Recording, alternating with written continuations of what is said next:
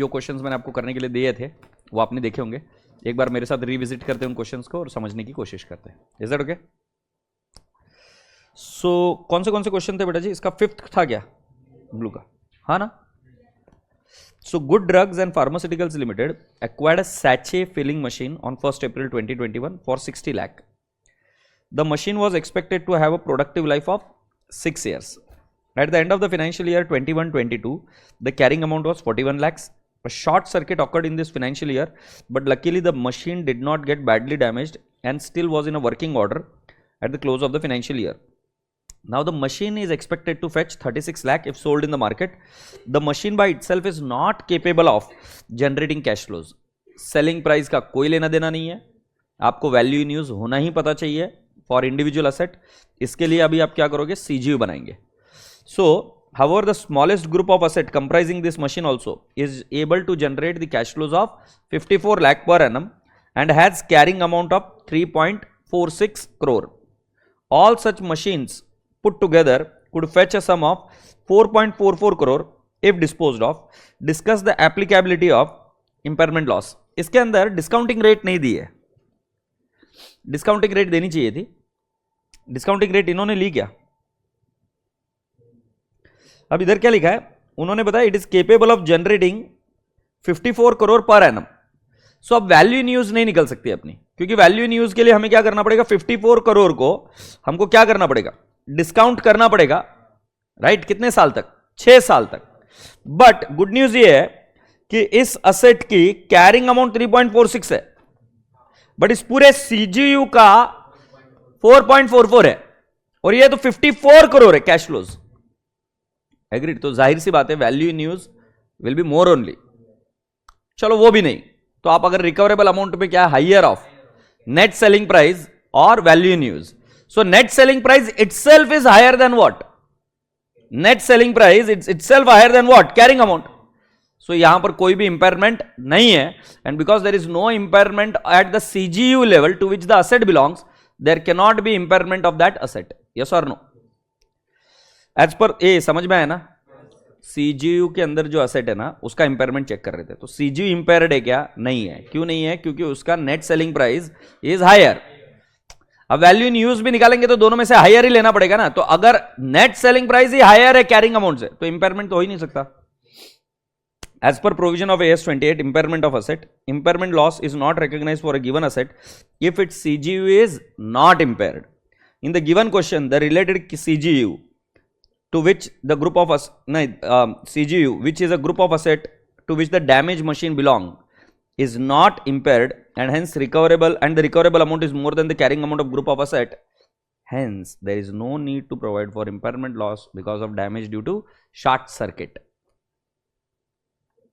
चुकता का कळतं है 100%। झिपलाई गए। सो क्वेश्चन नंबर 5 के बाद में नेक्स्ट कौन सा था? तुम आपको 7 बोले, देख लेते 7। 1/1/2003 को A limited acquired net asset of B limited for 70 lakh. Underline the word net asset. The fair value of the net asset was estimated 60 lakh. Goodwill I 10 lakh. Cost of acquisition minus fair value of the asset acquired 10 lakhs is the goodwill. Goodwill, if any, was to be amortized over a period of 8 years, whereas net assets were depreciated over 10 years. During the year 2006, there was an indication of impairment loss in respect of these assets. So the cash inflows of the remaining life of the asset is estimated to be 12, 9.5, 8, 8.3, 8, 8.5 and 6 lakh. The discount rate applicable to the company is 12%. Find out the impairment loss to be recognized by the company. How should it be treated? पहले आपको निकालनी पड़ेगी carrying amount. सो carrying amount में कैसे निकालूंगा? Can I not से 60 लाख है मेरी असेट की कॉस्ट, और गुडविल कितने की है? 10 लाख। हाँ नहीं, असेट 60 लाख की है। अब रसगुल्ले मुझे बताओ कितने साल का डेप्रिसिएशन हो गया?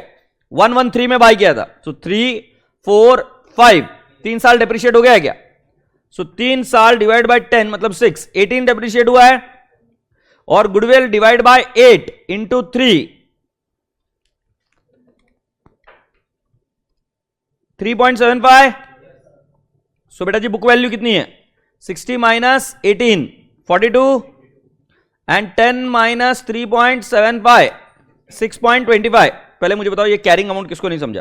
पहले तो यही निकाला होगा ना, 18 लाख एंड 3,75,000. एग्रीड? पहले तो कैरिंग अमाउंट निकालनी चाहिए. पक्का? फिर डिस्काउंटिंग फैक्टर निकालना पड़ेगा. सो 12 लाख, 9.5 लाख, 8 लाख, 8.3, 8, 8.5 एंड 6. बराबर है क्या? सो बेटा जी कितने साल है? 1, 2, 3, 4, 5, 6, 7 की टोटल लाइफ थी 10 ईयर्स. उसमें से 3 साल चले गए, साल कितने बचे? 7. कैलकुलेटर पर लीजिए 1 डिवाइड बाय 1.12, 1 डिवाइड बाय 1.12. एक सेकेंड.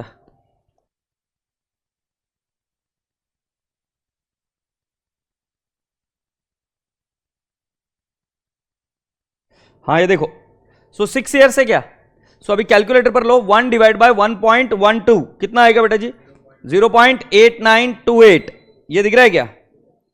फिर next is equal to press किया 0.7972 is equal to 0.7118 is equal to 0.6355 is equal to 0.5674 is equal to 0.5066 is equal to 0.4523. Agreed? अब जितने भी कैश फ्लोज है उनको मल्टीप्लाई करेंगे तो आपको क्या मिल जाएगा? वैल्यू इन यूज मिल गया क्या? Very good. So what is the carrying amount of the CGU? ये कौन सा अप्रोच चल रहा है पता है क्या? Bottom up approach. क्यों बॉटम अप अप्रोच? क्योंकि goodwill can be allocated to this asset. Yes और नो? इस सीजीयू को एलोकेट कर सकते हो ना, क्योंकि इसकी नेट असेट देख रहे हैं तो उसी के साथ गुडविल भी आई थी.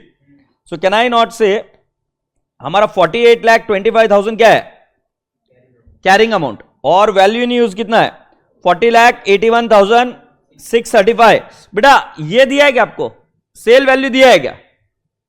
सेल वैल्यू नहीं दिया है. तो बेटा जी हमारा recoverable amount directly value in use ही आएगा. Recoverable amount is higher of value in use और net selling price which is higher. तो यही है फिगर, ये लेंगे. कितना इंपेयरमेंट लॉस है? 48,25,000 माइनस 40,81,635, 7,43,3365. मुझे एक बात बताओ, आपका गुडविल कितना घुसकर बैठा है इसके अंदर कैरिंग अमाउंट में? 6,25,000. हाँ या ना? बचाओ वैल्यू 6,25,000 ही है. पहले किसको राइट ऑफ करोगे? गुडविल. और गुडविल इसमें से 6,25,000 पूरी तरीके से उड़ गई क्या? सो माइनस करेंगे तो बैलेंस कितना बचेगा? 1,18,365. बोलो कबूल है कि नहीं? चेक मारो, चेक मारो, चेक मारो. गुडविल इतनी उड़ी और ये. सो रिवाइज कैरिंग अमाउंट क्या करेंगे आप पता है? गुडविल तो पूरा चला गया, कह रहे छोड़ दिया उन्होंने. कितने बजे होता है मेरा लेक्चर?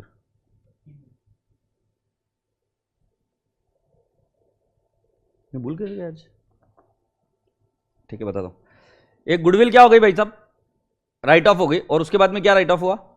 जो कैरिंग अमाउंट है वो कितने की राइट ऑफ हुई बेटा जी? 1,18,365. सो अगर आप इधर ध्यान से देखेंगे तो गुडविल पूरा का पूरा उड़ा. और ये वैल्यू कितनी थी? 42 लाख.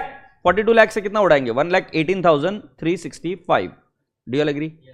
चलो एक बार बताओ. पहले कैलकुलेशन ऑफ गुडविल किया, फिर क्या किया? Carrying amount. Now carrying amount निकालने के लिए AS10 और AS26 का रेफरेंस लिया.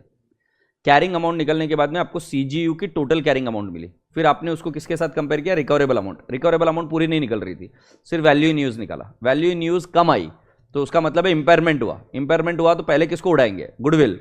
गुडविल पूरी उड़ी और फिर अगर कुछ बैलेंस बची तो वो जो टेंजिबल एसेट है वो उड़ा है. क्लियर है ना? पक्का. ये कौन सा अप्रोच था? Bottom up approach. अच्छा नेक्स्ट क्वेश्चन कौन सा है?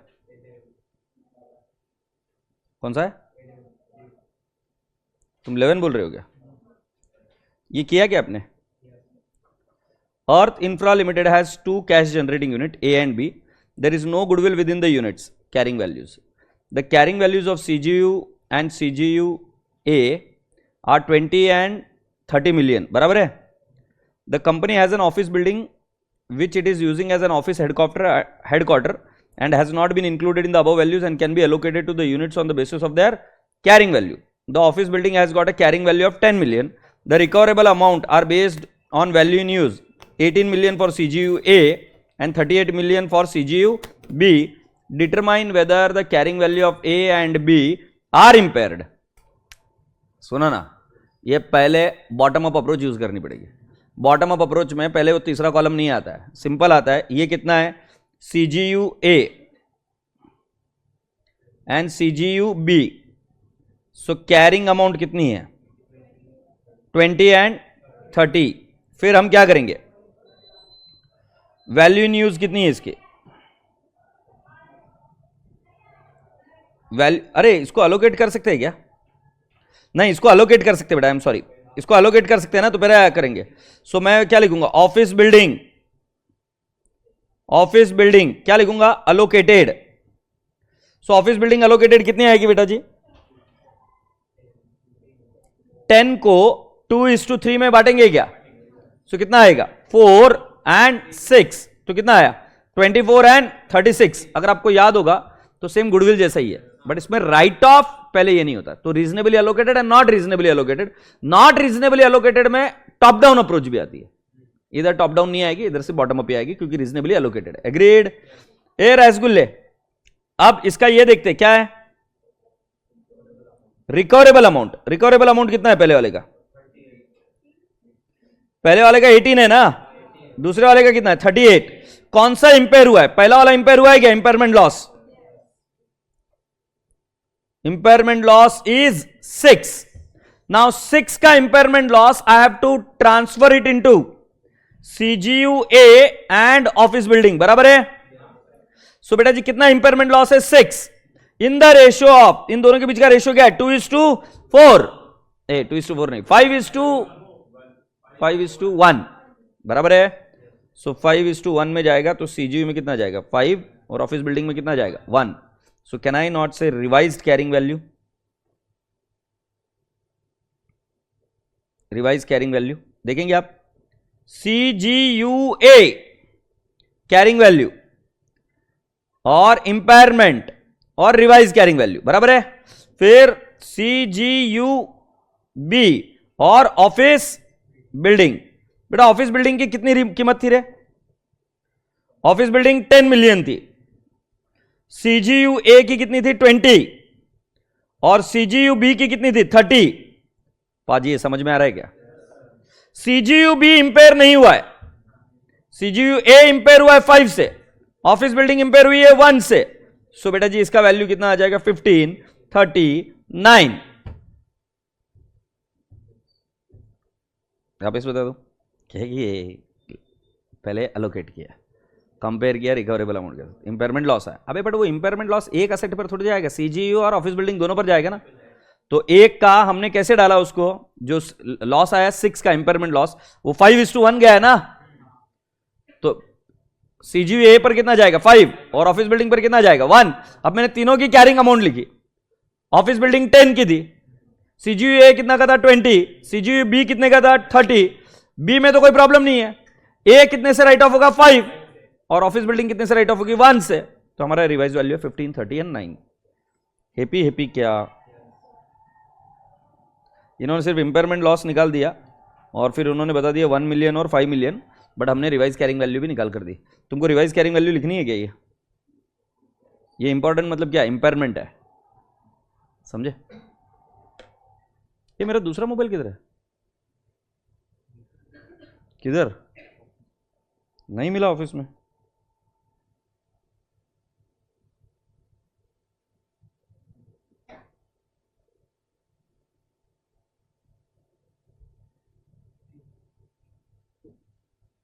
ठीक है रहने दे।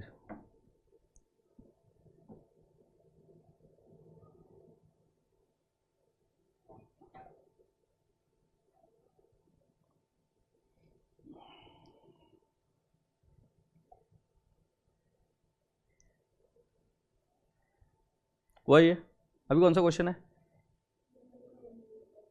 येलो।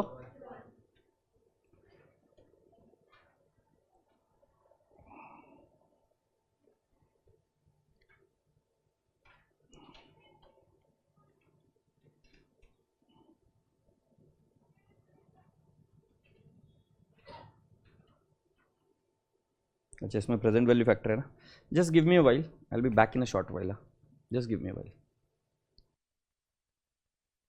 तो सुनते हैं, येलो का क्वेश्चन नंबर 1 हमें देखना बाकी था, एक बार देख लेते हैं. A Limited purchased an asset on 1/1/2002 for rupees 12 lakh with an expected life of 8 years, no salvage value. For the first 3 years, that is up to 31st December 4, the asset has been depreciated as usual. During the January 2005, there is an indication of impairment loss. The company has procured the following information: net selling price of the asset. फिर cash flow for annum is 1,80,000, rate of discount 15%. Find out the value in use, recoverable amount and impairment loss, and revise carrying amount and the depreciation for the year 2005, given that there is no change in the expected life of the asset. तो बेटा पहले bye कब किया था? 1/1/2002 को. 12 लाख है, no salvage value, divide by 8 years. So 12 divide by 8, आपका per year depreciation 1.5 आएगा. Now 1.5 multiplied by how many years बेटा जी? 1.5 multiplied by how much? 3 years ना, for the first 3 years. So multiplied by 3, 4.5 क्या? So 12 minus 4.5, what is the carrying amount? 7.5 lakh is my carrying amount. Yes or no? अब बेटा जी ये तो ही carrying amount. Now let's calculate cash flow for annum is 1,80,000. कितने साल बचे? 5, 6, 7, 8, 9. 5 साल बचे. 8 साल में से 3 साल गए, 5 साल बचे. Now take on a calculator, 1 divide by 1.15 is equal to PVF. निकालने आता है क्या? बचपन में निकाला होगा, प्रेजेंट वैल्यू एन्युटी फैक्टर. पक्का ना? सो पीवीएफ निकालना is equal to M plus, is equal to M plus, is equal to M plus, is equal to M plus, is equal to M plus, is equal to M plus. Memory recover मैंने कितनी बार multiply किया? कितनी बार is equal to M plus? 5 times. अब तुमको नहीं पता होगा तो when the cash flows are uniform, then rather than multiplying it by the various discounting factor, you can directly multiply it by the present value annuity factor. मतलब summation of all the annuity factor, all the discounting factor. हाँ है ना? So बेटा जी ये अगर आपको समझ में आ रहा होगा तो मैंने इधर कैसे लिखा होगा? एनुअल कैश फ्लोज कितना है बेटा जी? I will write down 1,80,000. बेटा पीवीएफ ये कितना है? 3.7844. क्या ये आया क्या? एक बार वापस देखो कैसे है. 1 डिवाइड बाय 1.15 बराबर है, is equal to M plus, is equal to M plus 2 बार हुआ, is equal to M plus 3 बार हुआ, is equal to M plus 4 बार हुआ, is equal to M plus 5 बार हुआ. मेमोरी रिकवर अभी दूसरा है, मैंने पिछली बार 6 बार कर दिया था. तुम्हारा नहीं आ रहा है क्या? तो मैंने गलत किया था क्या? 3.3521. एग्रीड? सो बेटा जी अब इसको मल्टीप्लाई कर लेते हैं इंटू 1,80,000. तो प्रेजेंट वैल्यू कितनी है? 6,03,388 बोल दूं क्या? अब बेटा जी मेरे को ये कैरिंग अमाउंट है, ये कैरिंग अमाउंट हुई. सो बेटा जी recoverable amount is higher of value in use is 6,03,388. And what is the selling price बेटू? 6,70,000. सो बेटा what is the recoverable amount? So can I not say recoverable amount is 6,70,000? बेटा जी मुझे बताइए carrying amount कितनी थी? 7.5 लाख. ये पिल्लिया ये हमने लिखा था ना, रिकवर 7,50,000. पिल्लुड़िया रिकवरेबल अमाउंट कितना है? 6,70,000. What is impairment loss? 30 और 50, 80,000 क्या? So what is the revise carrying amount? मेरे हिसाब से रिवाइज कैरिंग अमाउंट अभी 6,70,000 हो जाएगा इंपेयरमेंट लॉस लेस करने के बाद में. सही है ना बाबू? सो मेरा 6,70,000 आएगा और डेप्रिसिएशन रिमेनिंग ईयर से कितने हैं? 5. सो depreciation per annum would be how much? 1,34,000. Appreciate this. क्या हम साथ साथ है क्या? पक्का हम साथ साथ है ना? क्या हम अलग अलग हो गए?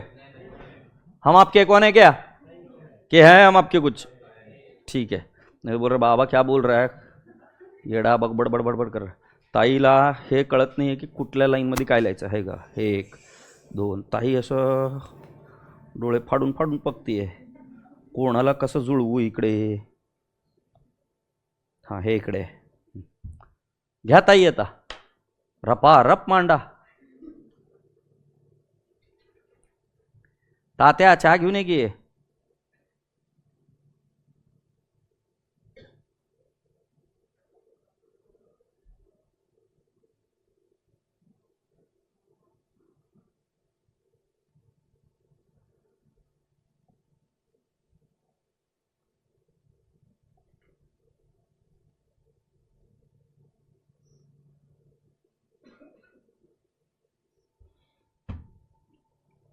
फिर अगला क्वेश्चन कौन सा था बेटा? इतने ही थे। अभी एक आध क्वेश्चन और कर लेते हैं, बट वो करने के पहले हम समझ लेते हैं reversal of impairment loss. Top down bottom up approach तो याद आ गई ना? Reasonably allocated bottom up approach जिसके अंदर रो बनती है, और टॉप डाउन अप्रोच में कॉलम बनता है, और फिर जब जो कुछ भी आप टोटल वैल्यू लिखते हो, रिकवरेबल अमाउंट टोटल कॉलम में लिखते हो। फिर अगर इंपेयरमेंट लॉस है, गुडविल है, तो पहले गुडविल को उड़ाएंगे, कॉर्पोरेट असेट है तो उड़ाएंगे नहीं, कॉर्पोरेट असेट को रेशियो में बांटेंगे। अप्रिशिएट दिस, बेस्ट है ये रसगुल्ले बच्चों। अब मैं आपको ये बता रहा हूं कि reversal of impairment loss. Now comes a question, reversal of impairment loss मतलब क्या है? सो एक्चुअली कई बार क्या होता है कि आपकी असेट इंपेयर हो जाती है। क्यों? क्योंकि इकोनॉमिक कंडीशंस अगर खराब हो गए। तो मैं आपको एक रिक्वेस्ट करता हूं, क्या आपको ये पता है क्या कि बिहार में यह आया था? क्या आया था बिहार में? क्या आया था बिहार में? लिकर बैन हो गया था। सो बिहार में लिकर बैन होने से क्या हुआ? हाँ, क्या बोल रही? नहीं ठीक है, इलीगल, बट अगर मान लो कोई लीगली काम कर रहा था तो उसके कैश फ्लोज पर तो इंपैक्ट आ गया ना? आया कि नहीं आया? उसके कैश फ्लोज पर मेजर मेजर इंपैक्ट आ गया। सो जो मैं आपको एकदम सीधी साधारण भाषा में अगर समझाऊं तो क्या होता है कि अगर मान लो गवर्नमेंट ऑफ इंडिया ने कोई ऐसा कानून बना दिया जिसके वजह से आपके कैश फ्लोज इंपैक्ट हो जाएंगे, तो जाहिर सी बात है कि आपका असेट इंपायर होने लग जाएगी। ये इंडिकेटर है। सो बेटा जी पहले आप आइए पेज नंबर 28.3 पर, जिसमें दिखा हुआ है external and internal indicator of impairment. लिखा है क्या? और ये लिख लीजिए, 5 मार्क का क्वेश्चन आता है। 5 मार्क के क्वेश्चन आते हैं। सो इंडिकेटर्स क्या होता है कि ये बताता है कि धंधा थोड़ा सा ऊपर नीचे ही चल रहा है। जब धंधा ऊपर नीचे चलता है तो those are called as external indicator and internal indicator. So पहला वाला है significant fall in the market value of asset, मतलब हम जिसके असेट की बात कर रहे हैं उस असेट की वैल्यू बहुत गिर गई है। दूसरा, changes in technology, market, economic और लीगल रिक्वायरमेंट। लीगल रिक्वायरमेंट अभी अगर आप चेक करेंगे तो इसका लीगल रिक्वायरमेंट चेंज हो गया था। किसका? ड्रीम्स 11 का। यस और नो? बिटकॉइन के लीगल रिक्वायरमेंट चेंज हो गए थे। पहले बिटकॉइन वाज नॉट लीगल, फिर उसके ऊपर टैक्सेशन लग गया सुपीरियर लेवल का। यस और नो? सो बेटा जी उसके वजह से आपको पता चलता है कि एक्सटर्नल इंडिकेटर की शायद धंधा चल पाएगा कि नहीं चल पाएगा। कैश फ्लोज कम हुए कि वैल्यू इन यूज कम हुई? आगे, इंटरेस्ट रेट हैव इंक्रीज्ड। अब सीधी सी बात है, 10% इंटरेस्ट रेट लेकर करेंगे तो उसका प्रेजेंट वैल्यू ज्यादा आएगा, और अगर इंटरेस्ट रेट बढ़ गई तो उसका प्रेजेंट वैल्यू कम हो जाएगा। यस और नो? 10% के हिसाब से। अभी फॉर एग्जाम्पल आज के 1000 रुपीज, फ्यूचर के कितने? 1100। मतलब 1100 को 10% से डिस्काउंट करेंगे तो कितना आएगा? 1000। बट अगर 1100 को 15% से डिस्काउंट करूं तो 1000 नहीं आएगा, और कम आएगा। हाँ या नहीं? सो मेरी बात समझने की कोशिश करो सर जी, कि जैसे ही आपका डिस्काउंट रेट बढ़ा, इंटरेस्ट रेट बढ़ा, तो आपका प्रेजेंट वैल्यू कम हो जाएगा, और प्रेजेंट वैल्यू कम हुआ तो वैल्यू इन यूज कम हो जाएगा। से यस। फिर अगला, carrying amount of the net asset is more than its market capitalisation. जो शेयर मार्केट में डील करते हैं, आपको पता होगा कि कुछ कंपनी है जैसे सत्यम, राइट, उनकी मार्केट कैपिटलाइजेशन उनकी बुक वैल्यू से भी कम है। जनरली मार्केट में जब ट्रेडिंग होती है तो शेयर मार्केट एक अपेक्षा से चलता है कि हाँ ये कंपनी प्रोग्रेस करेगी, तो market price is generally more than the book value. सेस। सो राजा बेटा जी, जब आपकी बुक वैल्यू, मतलब जो बुक्स की एसेट्स है उसकी वैल्यू आपकी मार्केट वैल्यू से ज्यादा हो गई, बुक वैल्यू ज्यादा है, तो that is also an indicator of impairment. इसको याद करना पड़ेगा। ये एक्सटर्नल इंडिकेटर्स है। कानून में बदलाव, आपकी एसेट की सेलिंग प्राइस एकदम से बिगड़ जाना, आपका मार्केट कैपिटलाइजेशन ज्यादा हो जाना, राइट, आपकी टेक्नोलॉजी चेंज हो जाना, जो असेट आप जिससे यूज कर रहे थे, इंटरेस्ट रेट बढ़ जाना, all these are external indicators, जिसकी वजह से आपको पता चलता है कि आपके कैश फ्लोज कम होंगे, और कैश फ्लोज कम होंगे तो it is an indicator of impairment. शांति से सुनो। इंटरनल इंडिकेटर्स क्या होते हैं? इंटरनल इंडिकेटर्स मतलब जो मैनेजमेंट को पता है। मैनेजमेंट को कौन सा पता है? कि आप बजट बना रहे हो कि हम इस बार सेल करेंगे 1 करोड़ यूनिट, और यूनिट सेल हो रहे 2 लाख, तो आपको समझ में आ रहा है कि सेल हो ही नहीं रहा है। सो मैनेजमेंट को तो अंदर से पता है ना कि इंटरनल इंडिकेटर है, इंपेयरमेंट का, तो क्या क्या लिखा है? Physical damage to an asset, अगर आपको याद होगा तो वो शॉर्ट सर्किट हुआ था, उसके अंदर फिजिकल डैमेज हुआ था. It is an internal indicator which the entity knows it. Next, significant internal changes adversely affecting the operation of an asset like plan to discontinue, restructure और disposal. अगर आपको याद होगा तो discontinuing ऑपरेशन में जब हम किसी एक ऑपरेशंस को बंद करते हैं, याद आ रहा है क्या? तो उस केस में राजा बेटा जी एक कॉमन साइन है कि अब कैश फ्लोज नहीं आएंगे, और कैश फ्लोज नहीं आएंगे तो असेट की वैल्यू कम हो जाएगी. और लास्ट वाला कौन सा? Internal evidence that the performance of an asset is worse than expected. इसका मतलब क्या पता है तुम्हें कि हमारे टारगेट्स मीट नहीं हो रहे, so the targets are not getting met, so it is an internal indicator. अभी सुनो, ये लिस्ट एग्जॉस्टिव नहीं है, बट ये जो भी शब्द मैंने आपको दिए ये स्टैंडर्ड में लिखे हुए हैं, जिसके अंदर एक्सटर्नल इंडिकेटर 5 बताए और इंटरनल 3 बताए. तो अगर आपको ये आए क्वेश्चन तो आने के चांसेस पूरे हैं. ये 5 मार्क का क्वेश्चन आ सकता है. What are the indicators of impairment? So there are external and internal. External में आप बोल सकते हो क्या क्या, कि there is a change in law और change in what I can say market demand supply, ये बता सकते हो, राइट? चेंज इन टेक्नोलॉजी हो सकता है, इंक्रीज इन इंटरेस्ट रेट हो सकता है, market capitalization is more than what I can say book value, और आप ये market capitalization is less than the book value. और last one, the asset selling price has reduced drastically. ऐसे कुछ बता सकते हैं 5 पॉइंट. और इसके अंदर हम क्या बता सकते हैं? Internal physical damage to the asset. दूसरा क्या है कि the asset's performance is worse than expected. और थर्ड वाला पॉइंट उसके अंदर कौन सा बता देंगे? Significant internal changes like discontinuance of the operations etcetera. ये हुए इंडिकेटर्स. ये क्या हुए? क्या ये इंडिकेटर रिवर्स हो सकते हैं क्या? क्या इंडिकेटर रिवर्स हो सकते हैं? हो सकते हैं. सर एक एग्जांपल दो. फार्म लॉज आए थे, फार्म लॉज आए थे क्या नहीं आए थे? फार्म लॉज को असेंट भी मिल गया था, वापिस रिवर्स हो गए क्या? मतलब जिस कारण के वजह से इंपेयरमेंट हुआ वो कारण रिवर्स हो जाता है ना. सर सो राजा बेटा जी जरा ध्यान से सुनना. रिवर्सल ऑफ इंपेयरमेंट में एक थोड़ी सी थिन लाइन है. AS 26 को अगर ध्यान में देखोगे तो AS 26 बोलता है कि goodwill which is self generated can not be recognised. मतलब सेल्फ जनरेटेड गुडविल को रिकॉग्नाइज नहीं कर सकते. अगर आपको AS 26 याद होगा तो उसके अंदर मनी मेजरमेंट प्रिंसिपल बूंबा बूंब है. ठीक है. अब राजा बेटा जी तुम इधर आ जाओ. वो जैकेट पहना हुआ या? हाँ, अभी तुमको जो मैं बोल रहा हूं वो करना पड़ेगा. इधर आ जाओ, इधर इधर. कैमरा में दिख रहा है क्या? इधर पुट्टा. हाँ, अभी ये तुम्हारा हाथ है ना, इसके अंदर ले लो, इधर अंदर छुपा लो. रेड़ा है ये, अंदर ले इसको. हाँ हाँ करते थे ना, लेना अंदर पूरा पूरा हाथ निकाल. अबे एड़े, मेरे को छुपा के चाहिए, पूरा खोलना नहीं इधर. और बाकी अश्लील हरकतें मत कर. ये दिख रहा है? अब मैं बोलूंगा इसका हाथ इंपेयर हो गया. अरे मोए मोए हो गया ये. इसका हाथ इंपेयर हो गया है ना. अब बेटा जी इसके पीछे रीजन जो था वही रिवर्स हो गया. रीजन था मतलब वापस हाथ डालो इधर से.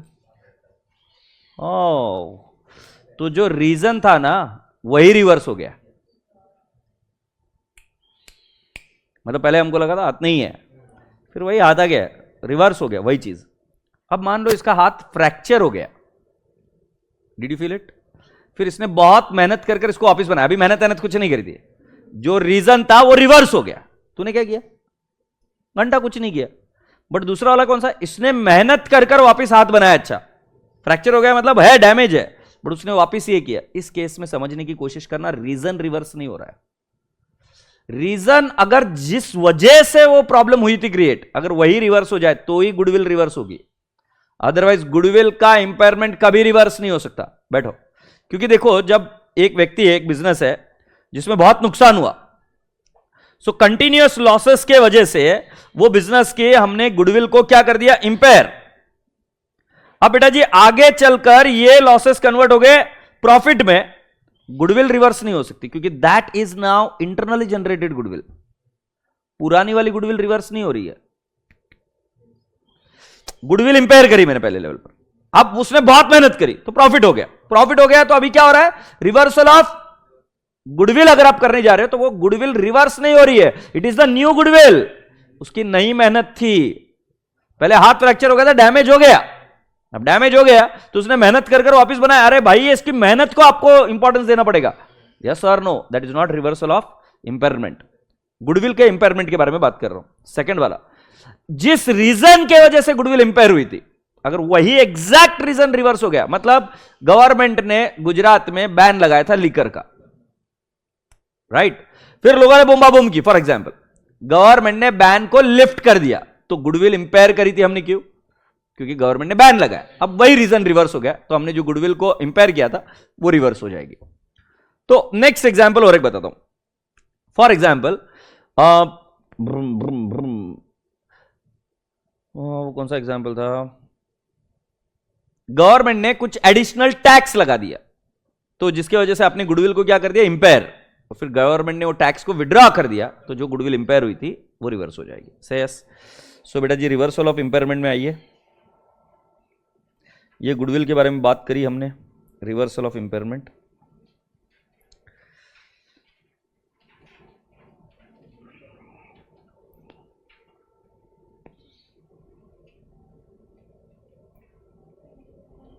ये पेज नंबर 16 पर, reversal of impairment loss goodwill. Impairment loss recognized for goodwill should not be reversed unless the impairment loss was caused by specific external event of exceptional nature that is not expected to recur and subsequent external event has occurred that reverse the effect of the event. So goodwill के case में बहुत बार question आता है, goodwill का impairment किसी एक external event की वजह से हुआ था और वही एक्सटर्नल इवेंट रिवर्स हो गया, तो ही इंपेयरमेंट ऑफ गुडविल रिवर्स होगा, नहीं तो गुडविल का इंपेयरमेंट कभी भी रिवर्स नहीं हो सकता। आगे क्या लिखा, इंपेयरमेंट इन केस ऑफ, नहीं ये बाद में देखेंगे। ए भाई इंपेयरमेंट ऑफ गुडविल समझ में आ गया क्या? सो एक बार ये एक सेकंड, इसको बाद में देखेंगे, अभी इधर आ जाओ। ये मुझे एक बात बताओ, बाकी के केस में गुडविल रिवर्स हो सकती है क्या? नहीं, गुडविल उसी केस में रिवर्स हो सकती है जो रीजन था वही रिवर्स हो गया। अच्छा, बाकी के एसेट में ऐसा नहीं है, बाकी के एसेट में सिंपल है कि आपकी कंडीशन वापस आगे जाके इंप्रूव हो गई, कैश फ्लोज जनरेट होने लग गए, क्योंकि एस्टिमेट है कैश फ्लोज। जैसे मास्क का सेल रप करके बढ़ गया कोरोना के टाइम पर, फिर घट गया, फिर वापस मान लो अगर कोरोना आ जाएगा तो बढ़ जाएगा। तो अगर आपके कैश फ्लोज इंप्रूव हो गए तो आपका वैल्यू इन यूज इंप्रूव हो जाएगा, वैल्यू इन यूज इंप्रूव हो गया तो आपका इंपेयरमेंट रिवर्स हो सकता है। तो क्या बोला देखो, individual asset carried at cost model, तो जब इंपेयरमेंट किया था तो वह एंट्री क्या थी, इंपेयरमेंट टू असेट। अब एंट्री क्या हो जाएगी, asset to reversal of impairment, that is P&L account. Yes और नो? तो ये देख लो, asset transfer the reversal amount to P&L। Entry बताऊंगे इसकी, asset to reversal of impairment loss.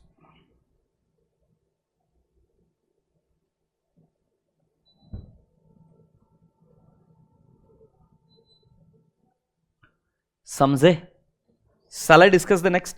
Asset at revaluation model, अगर रिवैल्यूएशन मॉडल है और शुरुआत में इंपेयरमेंट लॉस रिवैल्यूएशन को ठोका था, बोलो भैया, तो जब रिवर्स होगा तो वापस रिवैल्यूएशन रिजर्व क्रिएट होगा और उसके बाद में जितना P&L को गया था फिर P&L रिवर्स होगा। सही और नो?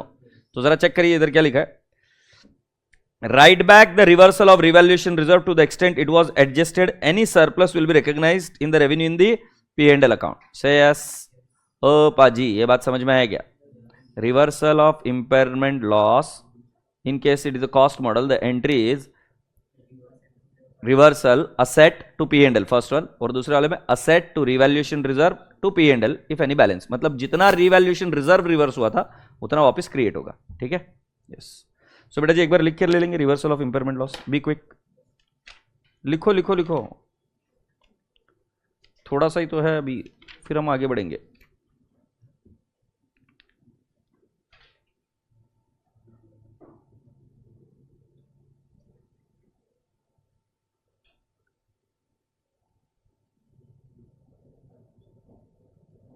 हाँ सारी बातें खत्म कर दे शादी आदि की, ऐसा नहीं कि बाहर जाके बात कर लूं, कान में बोल दे। मूवी का बोल रहा था, फिर क्या हुआ? इनको लिंक कैसे देगा? तुम्हारा व्हाट्सएप ग्रुप बन गया ना? ए भाई इनको दे ले जाना मूवी में, इनको मैंने होप्स दिए। हाँ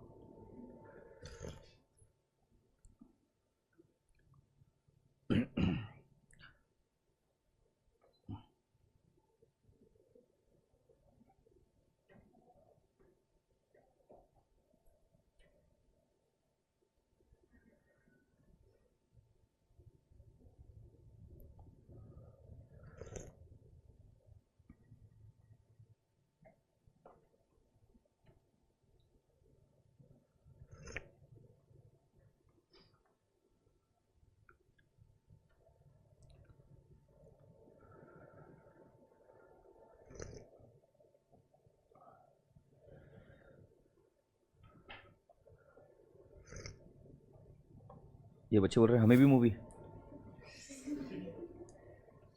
सर हमें पेटीएम कर, अरे मैं नहीं लेके जा रहा है, वो स्वप्निल भाई लेके जा रहा है, वो रोज जीपे करते हैं। नंबर भेज दे तेरा।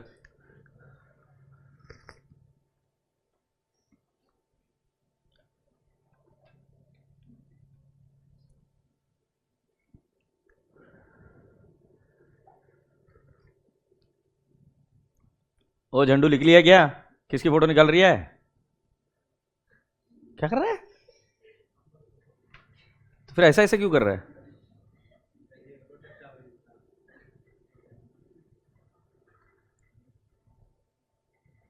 हाँ जी भाई, अभी आगे की बात बता दूं। देखते हैं कितने बच्चों को याद है।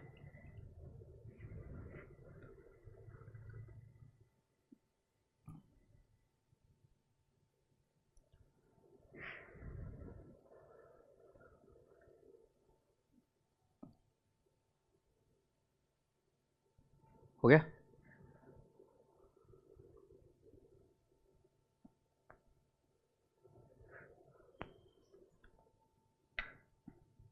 हाँ प्लीज फोकस। बेटा तुम्हें ऐसा कभी लगता है जिंदगी में कोई डिसीजन रिवर्स करने चाहिए? फॉर एग्जाम्पल कोई एक डिसीजन नहीं लगता रिवर्स करना चाहिए? मुझे लगता है मुझे शादी नहीं करनी चाहिए थी। ठीक है सर, क्या अभी फॉर एग्जाम्पल वो डिसीजन रिवर्स हो जाए तो क्या? मैं आपको समझाता हूं। आप आपकी असेट की वैल्यू उस अमाउंट के ऊपर नहीं लेकर जा सकते जितनी वो होती अगर नॉर्मल वैल्यू पर होती तो। नहीं, लेट्स अज्यूम 3 साल बीत गए, 1 2 3, हमने इधर असेट को इंपेयर कर दिया 20 लाख से, असेट की वैल्यू कम हो गई। फिर हमने बची हुई वैल्यू को और 2 साल डेप्रिशिएट किया, और फिर हम बोल रहे हैं कि there is a reversal of impairment loss. वापिस से बताओ, एक ऐसे ऐसे समझो ये स्टोरी इधर लिख के बताता हूं। एक इधर ऐसा था कि मान लो एक असेट हमने खरीदी थी 100 लाख की, और मैंने उसको डेप्रिशिएट किया 10 से, फिर डेप्रिशिएट किया 10 से, फिर डेप्रिशिएट किया 10 से। सो मेरी असेट की वैल्यू थी 70, बट इसमें से मैंने लेस कर दिया 20, कितना बच गया 50, और 50 को मैंने अभी डेप्रिशिएट करना है over a period of 7 years. तो 7 ईयर्स करो बेटा। एक काम करते कि थोड़े से फिगर बराबर निकालते हैं। 20 नहीं, मैं बोलता है 28 बोलू क्या? मैंने 28 से इंपेयरमेंट लॉस प्रोवाइड किया तो कितना है 42। नाउ 42 डिवाइड बाय 7 ईयर्स, हर साल कितना जाएगा 6 और 6। इधर मुझे लगता है कि मेरा इंपेयरमेंट लॉस रिवर्स कर रहा हूं मैं 2 साल बाद, तो मैं बोलूंगा ऐड करो 28, नॉट कबूल। एग्रीड? क्यों? मैं आपको बताता हूं। इंपेयरमेंट लॉस उतना ही रिवर्स हो सकता है जैसे पहले 10, दूसरा 10, तीसरा 10। अगर मान लो इंपेयर होती नहीं असेट, तो अभी असेट की वैल्यू कितनी होती 50। यस और नो? ओ पाजी, असेट की वैल्यू कितनी होती 50 होती ना 5 साल बाद। अभी इधर वैल्यू कितनी है 42 माइनस 6 माइनस 6, सो 42 माइनस 12। इधर बुक वैल्यू कितनी है 30 है क्या? सो इधर बुक वैल्यू 30 है, और बुक वैल्यू कितनी होनी चाहिए थी 50। अगर इंपेयरमेंट नहीं होता तो बुक वैल्यू कितनी होती 50। से यस और नो? और अभी कितनी है 30। सो बेटा जी आप 50 तक ला सकते हैं, तो मतलब आप रिवर्स कितना कर सकते हैं only 20। You can not reverse 28, reverse 20 only. माने अगर इंपेयरमेंट नहीं होता तो असेट की क्या वैल्यू होती? इट वुड हैव बीन 50, 5 साल बीत जाते। बट हमने इंपेयर किया 28 से, तो असेट की वैल्यू कितनी आ रही थी 30। सेस सो बेटा जी उसके बेसिस पर अभी आपको समझ में आया कि हम रिवर्स कितना कर सकते हैं। हमारी वैल्यू होती 50, बट वैल्यू कितनी है 30, so I can only reverse how much 20। Is that okay? Yes. तो ये लिख कर लेना है तो लिख कर ले लो। This is trajectory of impairment, trajectory after impairment। और इधर मैं लिखूंगा ट्रैजेक्टरी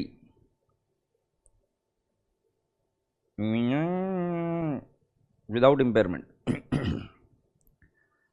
क्या रहे हेमंत, सब जिंदगी बढ़िया चल रही? तू भी जा रहा है पिक्चर को? किस पर, टेलीग्राम पे?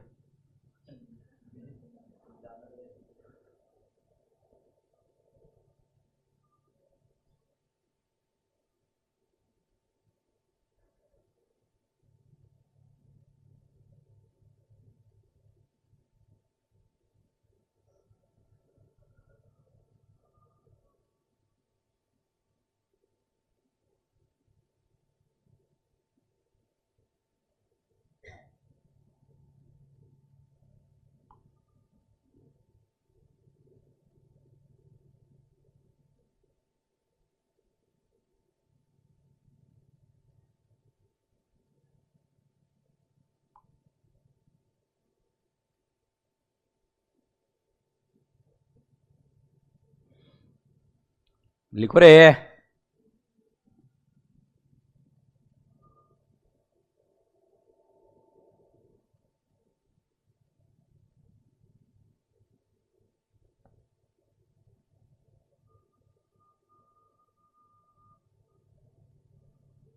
क्या बज रहा है बे?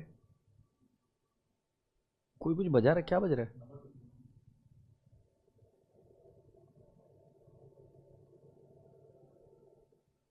सीटी बजा रहा है यार।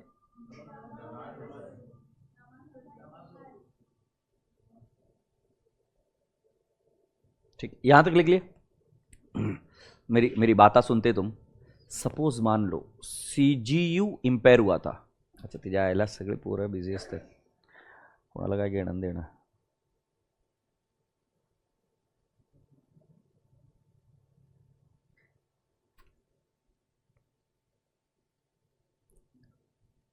इसका नंबर ऐड कर दो उसी ग्रुप में, बात ही खत्म हो गई। हाँ भी सुन रही है मेरी बातें? और तू इतना सब कार्यक्रम करने की जगह पे तेरा नंबर देता है, सब लोग सेव करके भेज देते तेरे को नंबर, उनके कांटेक्ट डिटेल्स। खजूर सुन रहे मेरी बात? बहुत भारी चीज बता रहा मैं आपको ये बोल रहा हूं कि अगर सीजीयू इंपेयर हुआ तो पहला तुम क्या रिवर्स करते? गुडविल। यही पढ़ाया था ना? फिर क्या, असेट में प्रोपोर्शनेटली डालते उसके जो असेट है। अब जब रिवर्स होता है ना तो पहले असेट को रिवर्स करना, फिर कुछ बचा तो गुडविल को रिवर्स करना।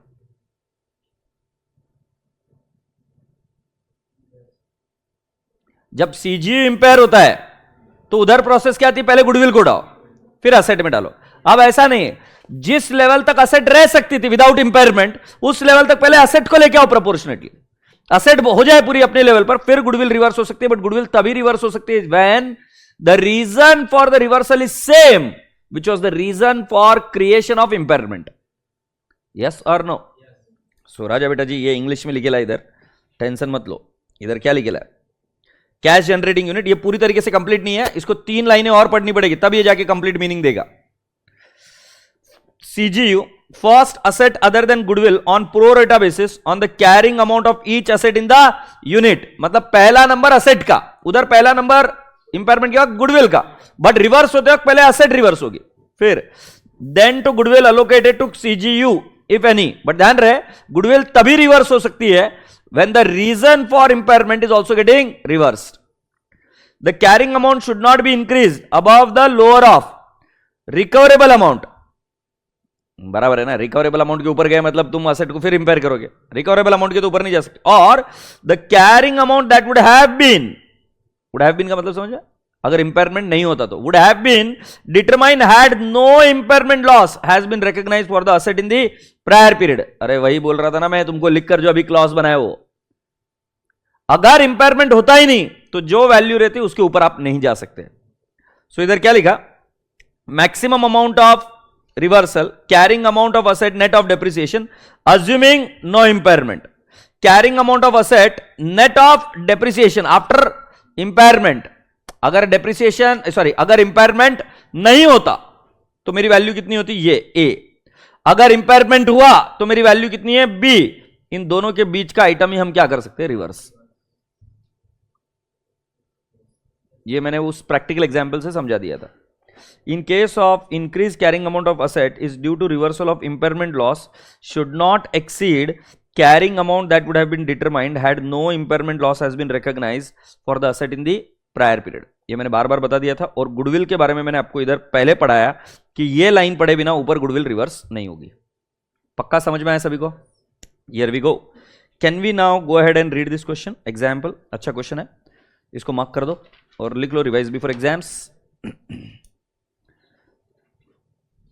और बस we are there on the last part. फिर छम्मा छम्मा. A limited purchased an asset of 100 lakhs on 1/4/2000 useful life 4 साल with no residual value. Recoverable amount as follows 60 lakh, 40 lakh and 31st March 28 lakh. Calculate the amount to be reversed if any on 31st March 2001, 2 and 3. So मुझे बताइए 100 lakhs divide by 4 25, तो 100 minus 25 कितना आएगा? 75. सो बेटा जी ये है recoverable amount, बराबर है? रिकवरेबल अमाउंट है इधर. सो कैन आई नॉट से, ये तो सारी रिकवरेबल अमाउंट है ना, इधर मैं लिख देता हूं कैरिंग अमाउंट. बेटा कैरिंग अमाउंट पहले साल कितनी होनी चाहिए? 75. बोला हाँ या ना?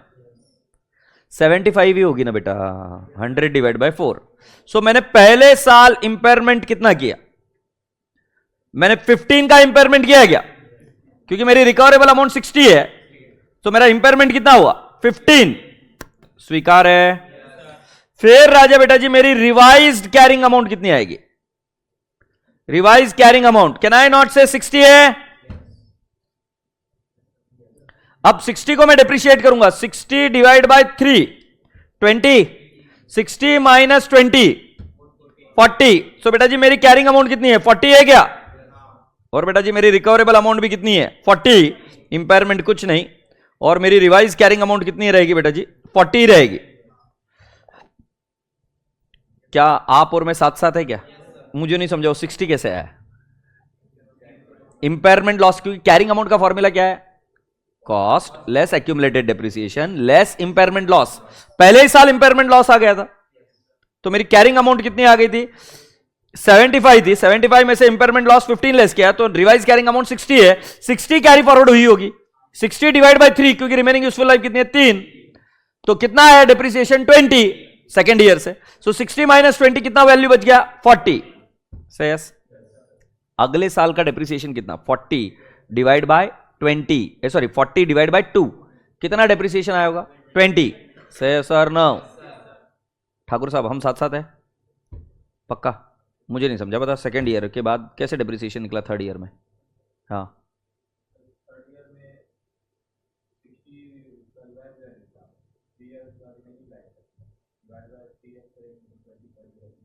तो पहले साल 20 माइनस करेंगे तो 40 आया. अब 40 में से और 20 माइनस करेंगे तो कितना आ गया? 20. सो कैरिंग अमाउंट 20 बचेगा क्या? पाजी 28. 28 is what? The recoverable amount. So do you think so there is a reversal of impairment loss? Yes. शांत हो जाओ, शांत हो जाओ. आप पूरा 8 लाख रिवर्स नहीं कर सकते. आपने इंपेयरमेंट 15 जरूर प्रोवाइड किया था, बट आप पूरा रिवर्स नहीं कर सकते. क्यों? क्योंकि अगर इंपेयरमेंट नहीं होता तो आज की वैल्यू 25 ही होती. 100 डिवाइड बाय 4 हर साल 25 25 25 माइनस होता तो वैल्यू कितनी बच जाती? 25. वो कितनी बता रहे? 28. हम 28 तक नहीं जा सकते, हम 25 तक ही जा सकते. याद है? Had impairment not been there तो वैल्यू कितनी होती? 25 होती. हम रिवर्स कर कहां तक पहुंच सकते? सिर्फ 25 तक. तो हम कितने से इंपेयरमेंट लॉस रिवर्स करेंगे? 5 से. तो ये बन जाएगा 25 से. यस. सो रसगुल्ले ये देखो 100 माइनस 25 वैल्यू है 75. रिकवरेबल अमाउंट कितनी है? 60. इंपेयरमेंट लॉस कितना है? 15. बोलो हाँ. सो रिवाइज कैरिंग अमाउंट कितनी है? 60. फिर डेप्रिसिएशन अगले साल का कितना है? 20. फिर 60 माइनस 20 40. रिकवरेबल अमाउंट कितना है? 40. There is absolutely no impairment loss. Happy. फिर अगले साल 40 माइनस 20 20. और बेटा जी रिकवरेबल अमाउंट कितना है? 28. कितने से इंपेयरमेंट लॉस रिवर्स हो रहा है? 8 से. बट हम 8 से रिवर्स कर सकते क्या? नहीं. क्यों? Maximum reversible carrying amount had there been no impairment 25. और मेरे बुक्स में वैल्यू कितनी है 20, क्या वही फॉर्मूला लिखकर दिया था क्या? Without impairment what would have been the carrying amount and what is the carrying amount after impairment? It is 20, 25 minus 20, reversal of the impairment loss is only to the extent of 5। इस question को लिख लो, very very important, revise before exam, और ये solve कर दिखाओ मेरे को। मुझे समझा नहीं, पहले स्टेप क्या करेंगे? पहले बुक के हिसाब से कैरिंग अमाउंट निकालो, फिर इंपेयरमेंट लॉस निकालो, इंपेयरमेंट लॉस माइनस करके रिवाइज्ड कैरिंग अमाउंट निकालो, फिर सेकंड ईयर का डिप्रिसिएशन माइनस कर दो, फिर थर्ड ईयर का डिप्रिसिएशन माइनस कर कैरिंग अमाउंट निकाल दो, उसको रिकवरेबल अमाउंट से कंपेयर करो। जैसे रिकवरेबल अमाउंट ज्यादा हो जाए, अपने दिमाग को बोलो कि भाई पिछली बार तो हमने इंपेयरमेंट लॉस दिया था, अब इंपेयरमेंट लॉस क्या होगा? रिवर्स। बट रिवर्स होने के लिए क्या करेंगे? Carrying amount had there been no impairment it would have been 25, और carrying amount in the books right now is 20, so how much impairment loss can be reversed? 5। और फिर ये इधर नीचे आंसर लिखा नहीं लिखा है, थोबाड़ काय वक्त लिहून गया। और मेरे जैसे क्वेश्चन ओरली सॉल्व करने का, जैसा मैं सॉल्व किया ओरली।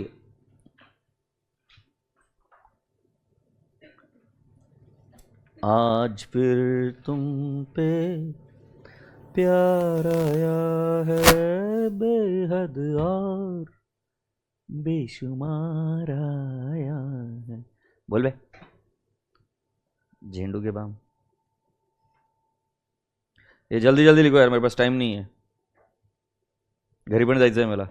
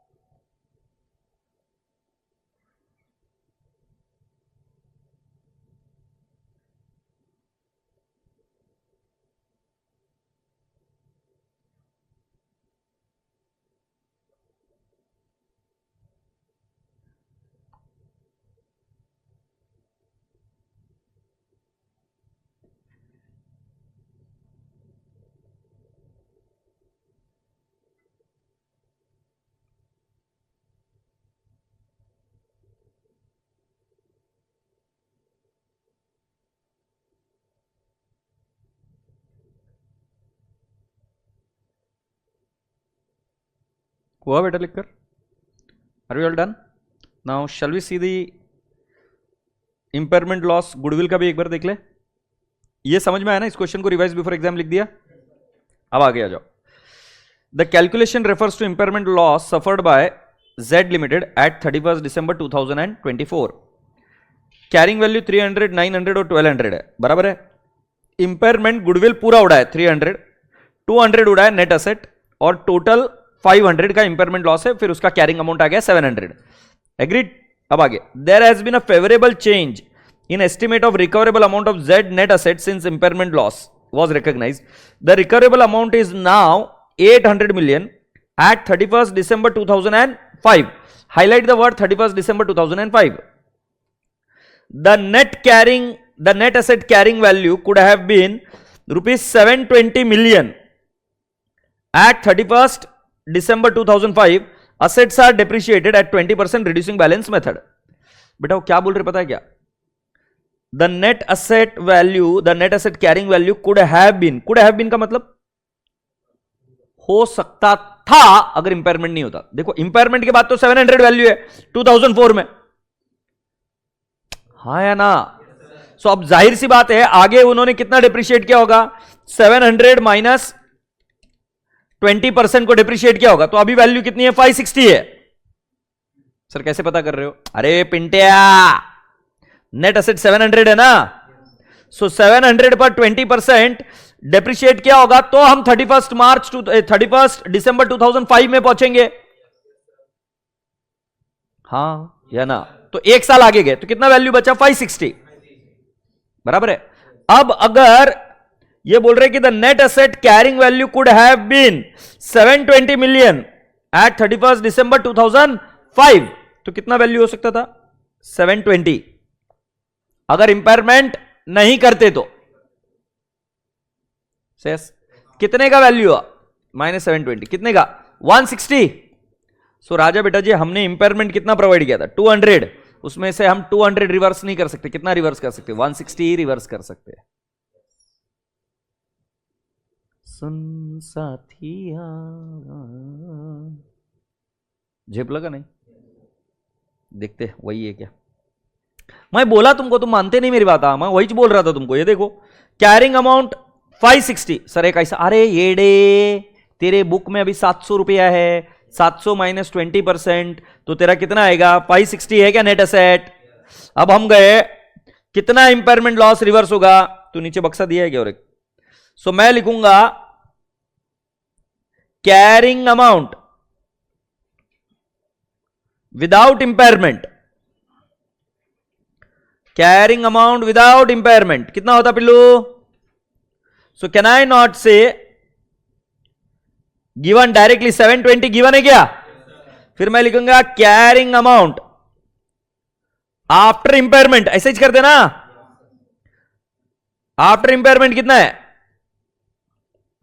560। सो रिवर्सल कितना अलाउड है? रिवर्सल अलाउड 160 अलाउड है क्या? पिंटिया बरोबर है क्या? सो राजा बेटा जी हम कितना रिवर्स करेंगे? 160। सो 560 में 160 और कितने तक रिवर्स कर सकते थे? मैक्सिमम 200।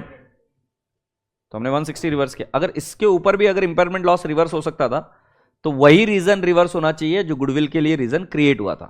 सही है सर? नो? सो क्या मेरे रसगुल्लो को बात समझ में आई क्या? कैसे किया? Everyone is sure and clear about this stuff? Yes, so you people can write it down अगर आपको चाहिए तो ये कितना हुआ? 60। इस क्वेश्चन को भी लिख कर ले लो, इंपॉर्टेंट बेटा, बहुत आसान है यार। मतलब अगर कॉमन सेंस लगा कर करें तो बहुत आसान है। इसमें मैं जो समझता हूं बता देता हूं। टैबुलर फॉर्मेट्स बनाने में दिक्कत जाती है। अभी मोटा मोटी रूल्स अगर हम देखेंगे तो इंडिविजुअल असेट का हमको पता है, रिकवरेबल अमाउंट लेने का, इंपेयरमेंट प्रोवाइड करने का। इंपेयरमेंट रिवर्स जो होता है उतना ही रिवर्स हो सकता है जितना कि अगर इंपेयरमेंट नहीं होता जितनी बुक वैल्यू वहां तक आ सकते थे। ये 2 पॉइंट समझ में इंडिविजुअल असेट के। दूसरा वाले असेट का देख लेते हैं कि अगर मान लो कि कोई सीजीयू है तो सीजीयू के अंदर बॉटम अप टेस्ट पहले लेते हैं कि जिसके अंदर कोई कॉर्पोरेट असेट या गुडविल उसको अलोकेट हो सकती है क्या।